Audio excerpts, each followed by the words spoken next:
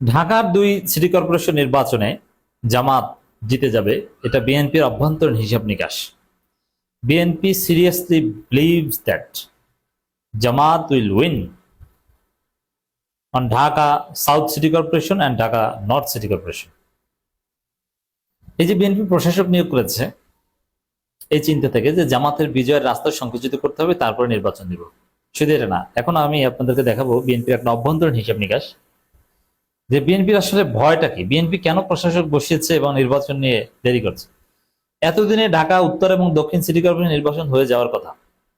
ইউনূস আমলে এই প্রস্তুতি ছিল ঢাকা উত্তর এবং দক্ষিণ সিটি কর্পোরেশন নির্বাচন হওয়ার।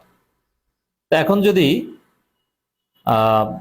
ঢাকা উত্তর এবং দক্ষিণ সিটি কর্পোরেশন নির্বাচন হয়, তাহলে জামাত জিতে যাবে, মারাত্মকভাবে জিতে যাবে, এটা বিএনপি মনে করে। এবং বিএনপি ভয় করছে যে জামাত ঢাকা উত্তর এবং দক্ষিণ সিটি কর্পোরেশনে ব্যাপকভাবে জামাতের ভোটার বানিয়েছে।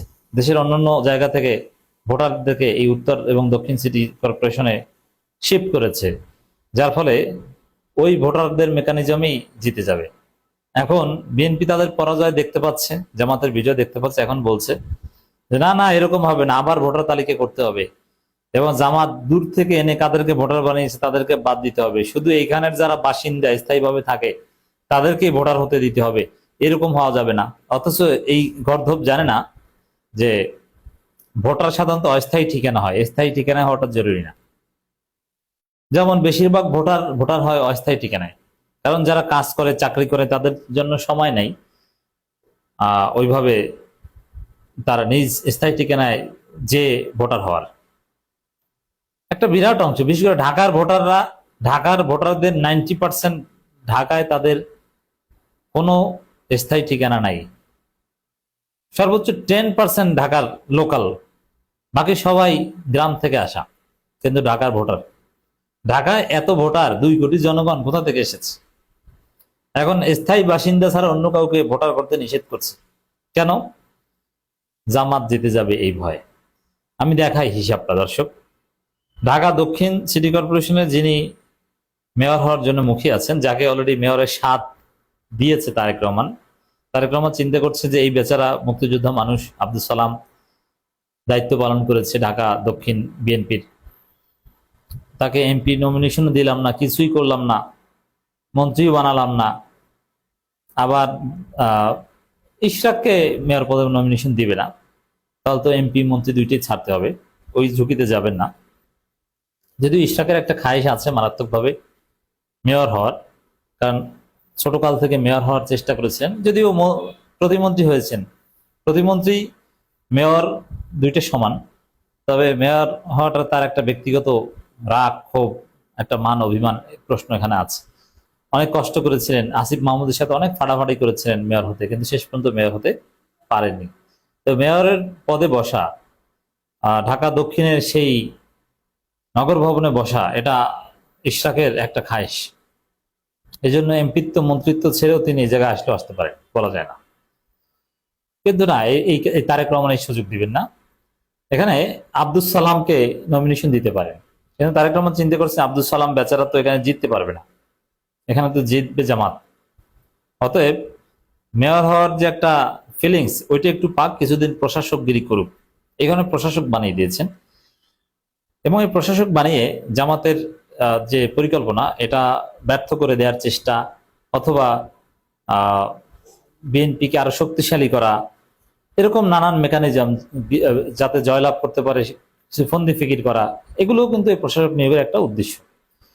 যেরকম হাসিনা ক্ষমতায় থেকে নির্বাচন করে যেভাবে ইচ্ছা মতো নির্বাচন করতো, ওই রকম এই প্রশাসক বসিয়ে তারপরে নির্বাচন, এর মানে ক্ষমতায় থেকে নির্বাচন। এমনিতেই তো বিএনপি ক্ষমতায়, তার মধ্যে আবার সিটি কর্পোরেশনের প্রশাসক, তাকে আবার নমিনেশন দিতে পারে, এর মানে লাইন ঘাট রাস্তাঘাট সব বোঝাচ্ছে। এটার পিছনে দুর্বিসন্ধি আছে। এই আব্দুল সালাম বলেছেন নির্বাচনের আগে ঢাকায় নতুন ভোটার তালিকার করতে হবে। কারণ নির্বাচনের আগে নতুন ভোটার তালিকা করতে হবে, ওই যে ভয় যে এখন যে ভোটার তালিকা, ওই হিসাবে তো জামাত ক্ষমতা আসবে, মানে জামাত জিতে যাবে। ঢাকা উত্তরও সেম, তারা বলছে যে নতুন ভোটার তালিকা করতে হবে। বিশেষ করে ঢাকা 17-তে তারেক রহমান হেরে গিয়েছেন, এমনিতে মিথ্যা জিতিয়ে দেওয়া হয়েছে, বাস্তবে তারেক রহমান হেরে গিয়েছেন। এস এম খালেদুজ্জামান জিতে গিয়েছেন। এখন ওখানেও কেউ কেউ বলছে যে এস এম খালেদুজ্জামানরা অনেক লোক এনেছে ঢাকার বাইরে থেকে, তারা নিয়ে এসেছে, ভোটার বানিয়েছে, এখানে লোকাল লোকজন এখানে ভোটার না, এই কারণে তারেক রহমানকে পরাজিত করতে পেরেছে। এখন সিটি কর্পোরেশনেও তো এরা ভোট দিবে। আসন্ন নির্বাচনের আগে ঢাকা শহরের জন্য নতুন করে ভোটার তালিকা তৈরির দাবি জানিয়েছেন ঢাকা দক্ষিণ সিটি কর্পোরেশনের প্রশাসক ও বিএনপি চেয়ারপারসন উপদেষ্টা আব্দুস সালাম। কেন? ওই যে বর্তমান হিসেব নিকেশে জামাত জিতে যাবে, এই ভয়, নাচতে না জানলে উঠান বাঁকা। তো বিএনপি কেন নির্বাচন দিচ্ছে না, স্থানীয় সরকার নির্বাচন দিচ্ছে না, বুঝছেন? এখন নতুন ভোটার তালিকা করতে হবে। তাহলে কি আপনারাও বাইরে থেকে আনবেন নাকি? দেখেন কি ধান্দা। তিনি বলছেন যারা স্থায়ীভাবে ঢাকায় বসবাস করে কেবল তারাই এই শহরে ভোটার হবেন, অন্য কোথাও থেকে এসে ঢাকার ভোট দেওয়ার আর সুযোগ থাকতে পারবে না।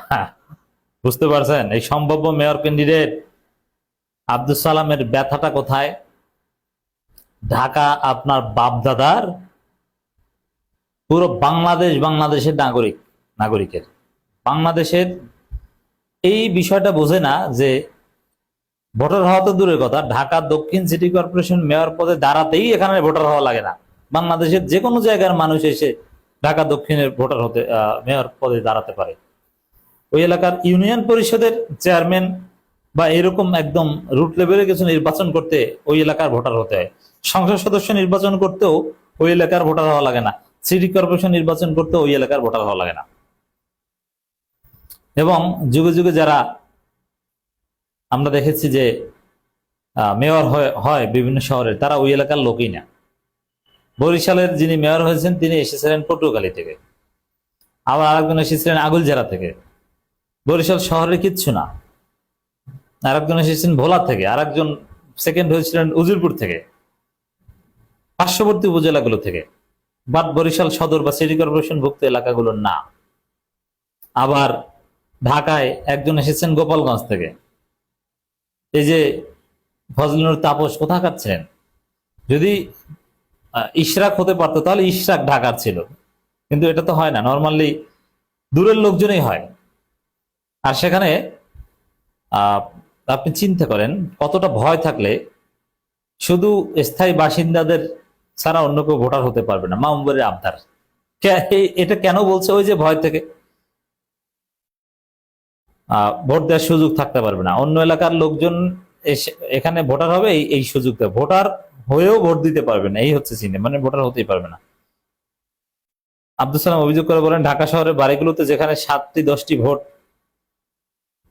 ছিল সেখানে হঠাৎ করে 150টি ভোট হয়ে গেছে। অনেক বাড়িতে খোদ বাড়িওয়ালাই জানে না কিভাবে এই বিপুল সংখ্যক ভোটার তালিকায় যুক্ত হলেন। আমরা চাই আপনি যেখানে থাকেন সেখানেই ভোটার হন, ঢাকায় থাকবেন না, ট্যাক্স দেবেন না, শহরের সঙ্গে কোনো সম্পৃক্ততা নেই, অথচ সেখানে ভোটার তালিকায় নাম রাখবে, এটা হতে পারে না।